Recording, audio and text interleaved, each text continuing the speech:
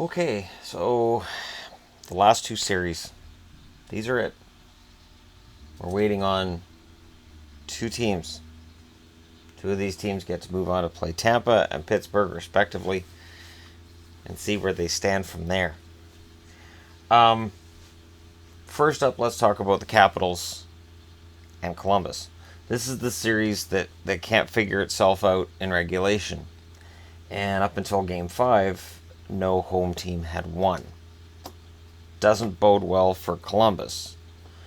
And yesterday in Game 6's, teams failed to extend the series to 7. Also not boding well for Columbus if you believe in foreboding or foreshadowing or any of that, which I really don't.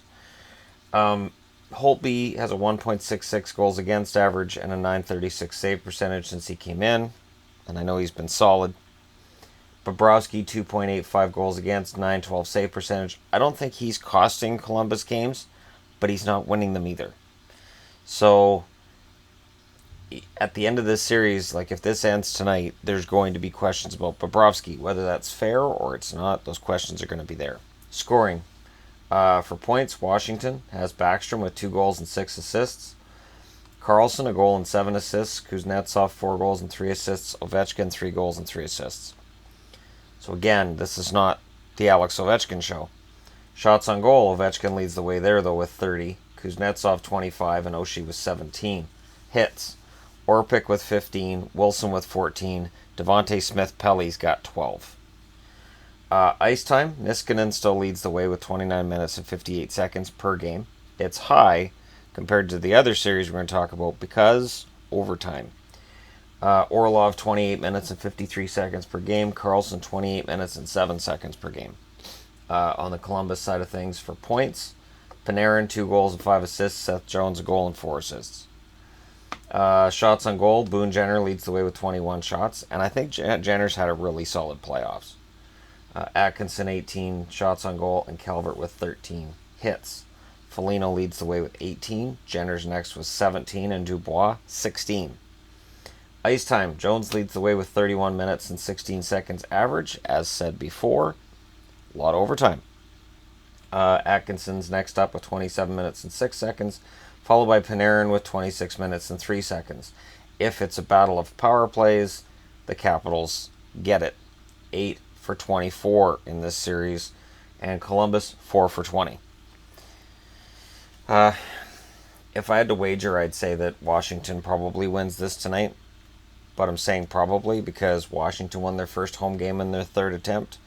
This is Columbus's third attempt, and they say the third is the charm. So let's hope we see Columbus win this one and we get a Game 7 out of it, because I think that'd be a lot of fun. Next up,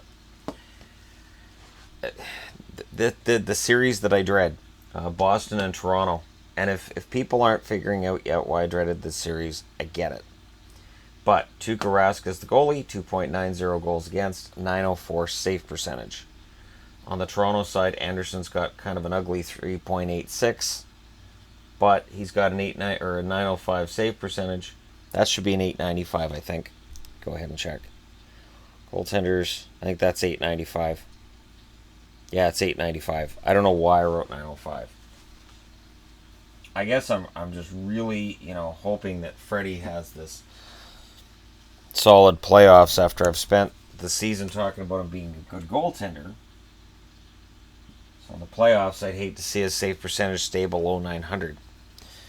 At the same time, if Boston keeps it below 900 and wins tonight, wunderbar. Every now and then I'll get that comment of, you're going to be wrong about the Bruins, you're going to regret it. Yeah, I'll really regret it if they win the Stanley Cup. It's still weird to me. Anyways, for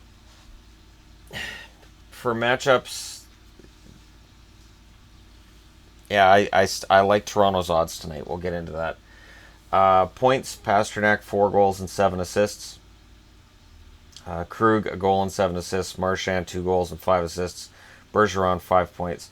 Pasternak's got 11 points, but 6 of them came in one game.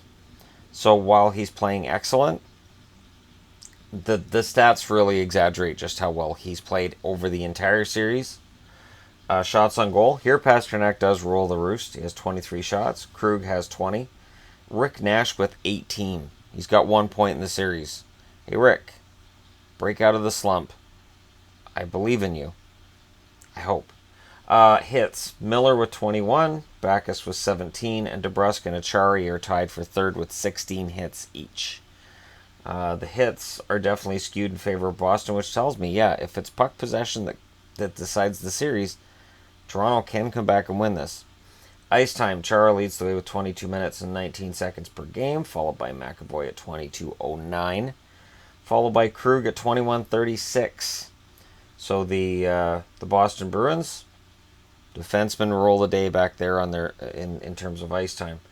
On the Toronto side of things, points. Marner's got a goal and 5 assists. Riley's got 5 assists, and it's been more spread out with scoring, so they don't have more than 2 guys with a point per game, but I think Matthews is due for a big game. This is the time. Of course, after Game 4, he had no comment. He stayed away from the media. After Game 5, he was more forthcoming. Matthews is learning.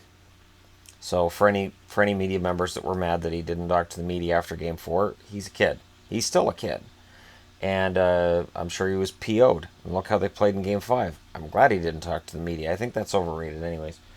Shots on goal, Matthews leads the way with 18, followed by Bozak with 13, and Marner with 12. Hits, Zaitsev 18, Polak 17, and JVR has 13 hits in this series. JVR's had a good series. Ice time, Gardner leads the way with 21 minutes and 50 seconds overall. Hainsey and Riley are tied with 20 minutes and 57 seconds, followed by Zaitsev with 20:54. There's your top 4 defensemen. I still think if it's a puck possession game and if it comes down to speed, Toronto wins this tonight. If Boston can grind it out, if they can score a couple early, and if they can get the crowd doubting themselves. Look what Nashville did yesterday to Colorado. If Boston could do something like that in Toronto early, they can win in much the same manner. But I have my doubts regarding Boston closing things out, because this has been an issue in the past. It was an issue at the end of the regular season when they had a shot at finishing first in the conference, and they staggered down the stretch. Closing things out can be the problem. That 4th win really is the hardest one to get, unless you're Nashville yesterday, or Winnipeg against Minnesota, or yeah, there are numerous other examples I could cite. But in tonight's games, I think Washington will have a hard time getting that 4th, and so will Boston. Toronto's not just going to wither up and die. They're not as bad as some trolls would lead you to believe. Nor is Boston necessarily as fantastic as some. And I get it. The enthusiasm at this time of year that, yeah, we can win this. I get it. There's still 10 fan bases that believe their team can do it. And I don't want to discourage that. So when I'm seeing comments, I try to make sure that at least they're relatively civil. Unless I see one that's really nasty, I'm like, what were they saying? Oh, well, yeah, that guy kind of asked for it. It's there's certain comments I see people making. I'm like, man, that's really cocky. Yeah, that response is warranted. So there you go. If it comes down to power plays, Boston 6 for 17. Toronto's a respectable 3 for 10. I would think if the referees put the whistles away tonight, that would favor Columbus. That would favor Toronto. So if it gets into a power play battle, Boston and Washington probably win. But that's why they play the games. Let me know who you think's going to win tonight. Don't forget to hit like and subscribe if you're browsing your way through. And hey, enjoy the games tonight.